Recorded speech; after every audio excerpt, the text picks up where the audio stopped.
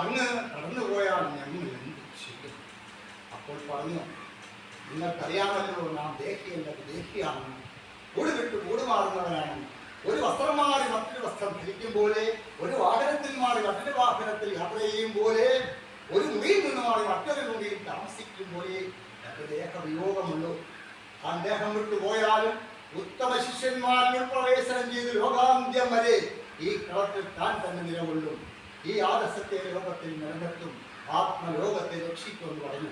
അപ്രകാരം ഇതാ ഭഗവാന്റെ സമാധിക്ക് ശേഷം ആനന്ദജി ഗുരുദേവൻ ആ ദിവശക്തി പ്രത്യക്ഷീകരിച്ചു.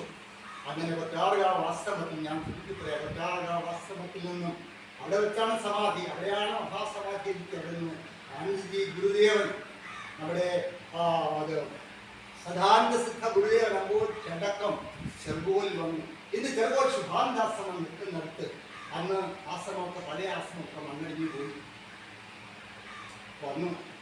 കപ്പലിമാവിൻ്റെ പേരിലാണ് ആനന്ദീ ഗുരുദേവൻ വന്നിരുന്നത്. വേറൊന്നോട് ഇപ്പോഴുമില്ലായിരുന്നു. അങ്ങനെ ആശ്രമമൊക്കെ തുടങ്ങിയിട്ട് കെട്ടി തൻ്റെ ആ ദിവ്യ ശക്തിയാൽ അത്ഭുതങ്ങള്, മഹാവ്യാധികൾ, മഹാരോഗങ്ങൾ, ദുഃഖങ്ങളൊക്കെ